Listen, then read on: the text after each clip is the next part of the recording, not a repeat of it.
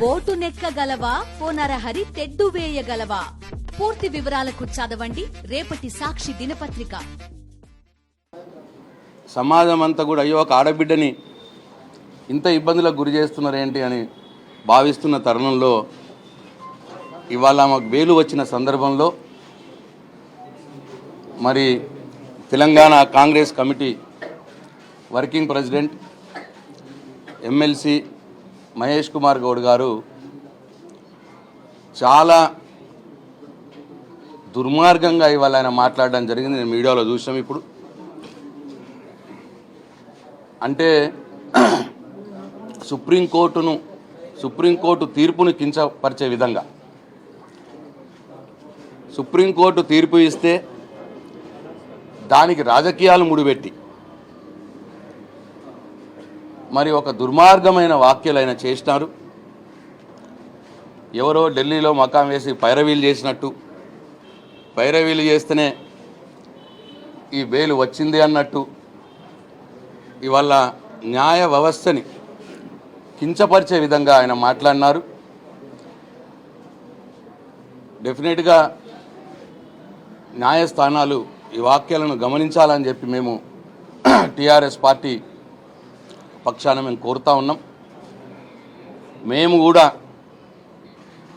Supreme court తీర్పును, ఇవాళ bail ఇచ్చిన తీర్పును ఆయన కించపరిచే విధంగా మాట్లాడినాడు కాబట్టి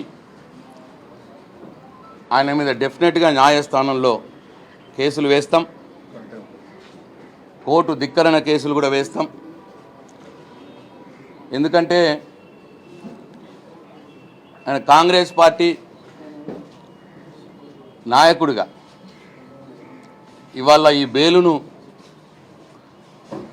తప్పుబట్టే విధంగా, ఈ బెయిలును, ఈ తీర్పును అగౌరవపరిచే విధంగా, ఇదేదో టీఆర్ఎస్ పార్టీ బీజేపీ పార్టీలు రెండు కలిసి ఈ బెయిల్ తెప్పించుకున్నారు అన్న మాట మాట్లాడినాడు. సుప్రీంకోర్టు తీర్పిచ్చిన దాన్ని ఈ విధంగా మాట్లాడడం చాలా దుర్మార్గం.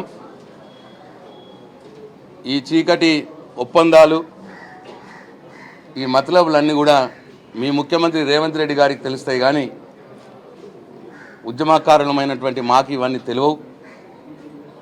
మేము పూర్తిగా న్యాయ వ్యవస్థ మీద నమ్మకం పెట్టుకునే ఈ పోరాటం చేసినాం. ఈ పోరాటంలో న్యాయ వ్యవస్థ మెరిట్ ప్రకారం కవితమ్మ గారికి బెయిల్ ఇవ్వడం జరిగింది. ఇవాళ ఈ సమాజం అంతా చూసింది. ఇవాళ కోర్టులో జరిగిన వాదనలు సమాజం అంతా ఆన్లైన్లో చూసినారు. ఈ ఈడీ కావచ్చు, సిబిఐ కావచ్చు,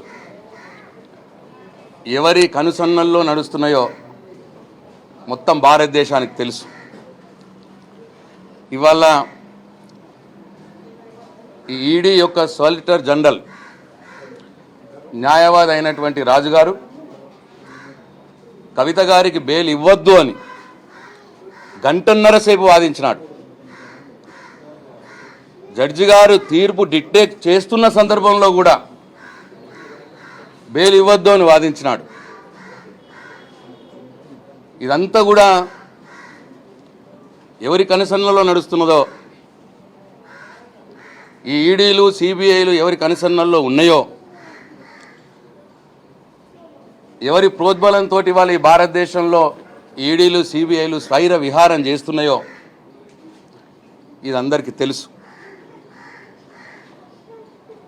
గంటన్నర సేపు ఆయన వాదనలను జడ్జి గారు చాలా అసహనంగా చాలాసార్లు ఆయనను